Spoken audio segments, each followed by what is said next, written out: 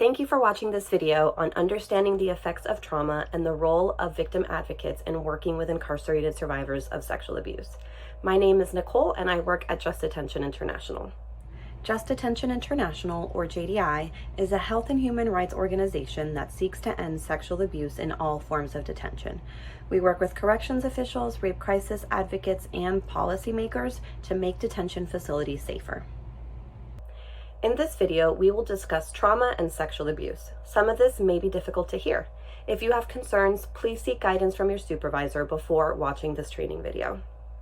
Your job in this institution is incredibly tough and stressful, and we know a lot of corrections facilities across the country are understaffed and overcrowded. So you might be wondering, how is this video about the effects of trauma going to help me do my job? As you know, many incarcerated people bring with them a history of complex trauma, having experienced multiple traumatic events such as physical or sexual abuse in their childhood, domestic violence, or gang violence. Most people who are incarcerated have also faced severe poverty, which itself is traumatic, and they've had limited access to resources and care, which usually means their trauma has gone unaddressed. Having a good understanding of trauma and how it affects the people in your custody, as well as your colleagues, can help you make your facility a safer place for all. Let's start by reviewing the learning objectives for this brief presentation.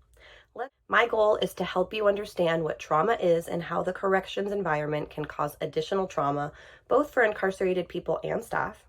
Gain an awareness of the need for confidential emotional support services from outside community providers, in addition to existing services from facility mental health providers, and to become more familiar with the role of outside community advocates in supporting incarcerated victims of sexual abuse. Let's get started by talking a little bit more about trauma.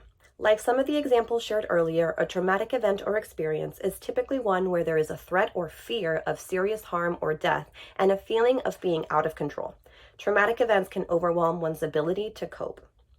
How we respond to trauma, both in the immediate aftermath and in the long term, is different for everyone, including for two people who experience the same event. And trauma can continue to impact people well after the traumatic event occurs because it actually creates new and lasting neural networks in our brains that lead us to process and react to future events differently.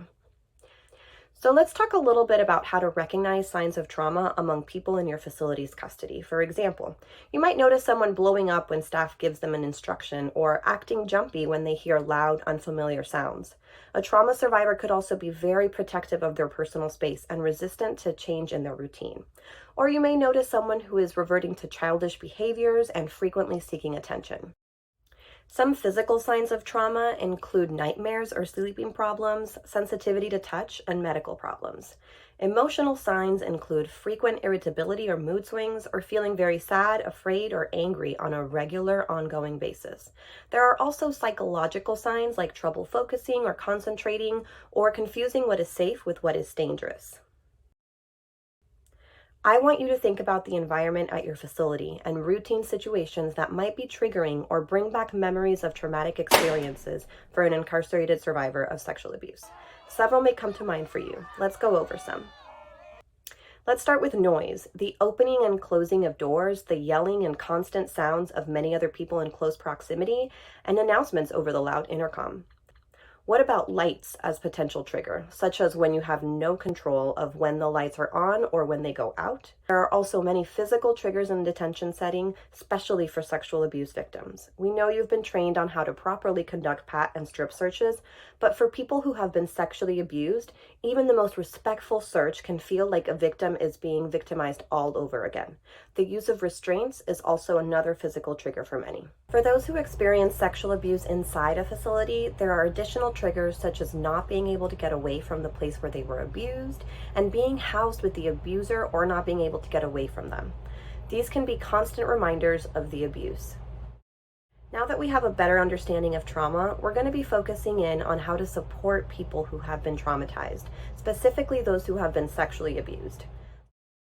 Already in prison, it's a very emotionally trying thing. Very emotionally trying. You're away from your family, you're away from a lot of things.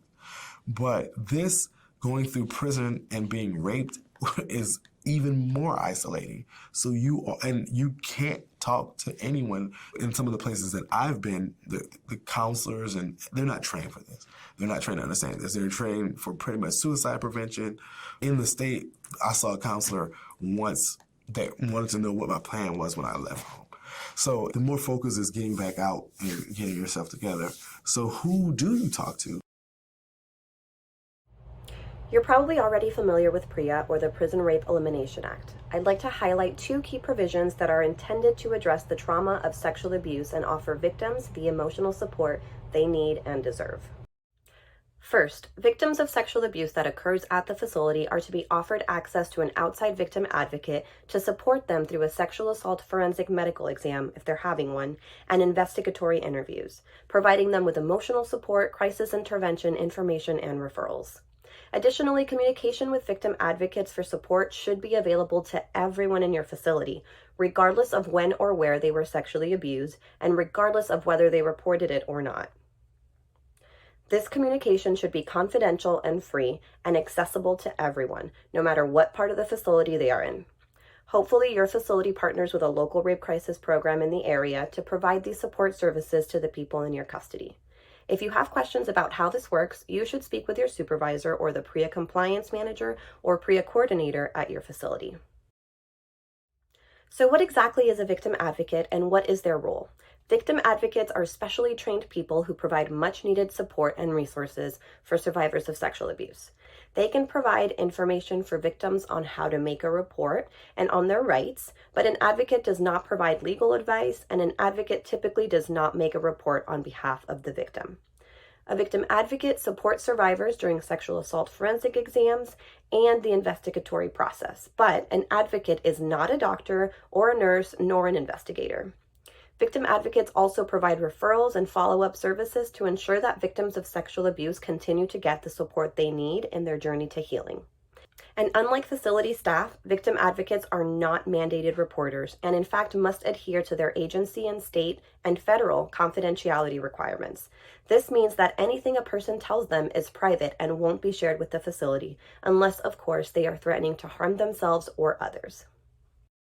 So how does ensuring victims of sexual abuse have support services from victim advocates improve your facility and your job? Speaking confidentially with an outside advocate provides survivors of sexual abuse support in deciding whether they would like to report. This in turn helps create a reporting culture where people are more likely to seek help. We know that supporting victims in healing from their current and/or past trauma leads to them having fewer disciplinary problems and improves the overall morale and well-being of the population, allowing you to focus on safety and security.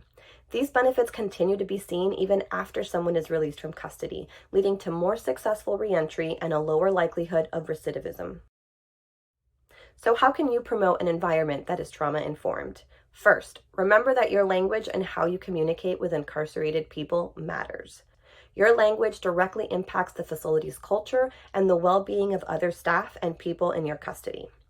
Communicating professionally includes using workplace-appropriate language, briefly explaining reasons behind a specific request, avoiding overly personal conversations with or in front of incarcerated people, and addressing others with respect. Respectful communication helps people trust staff, which increases the likelihood that people will ask for help when they need it, which in turn makes the facility safer for everyone. Lastly, I want to point out that staff experience trauma as well, not only in their personal lives, but in their jobs as well. As corrections professionals, you are working in an extremely stressful environment, and even if you can't pinpoint trauma that you've experienced recently, you are constantly experiencing what we call vicarious or secondary trauma. This means you are witnessing the trauma of others, and that level of exposure to trauma is a heavy burden to carry. A recent study showed that in a typical year, 45% of correction staff reported witnessing or experiencing a coworker's suicide, and 61% witnessed or experienced an incarcerated person's suicide.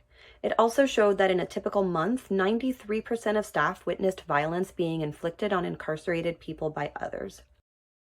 Victim advocates can be an important resource for correction staff as well. For example, they can provide resources and support around self-care and healing. Thank you for your attention during this video.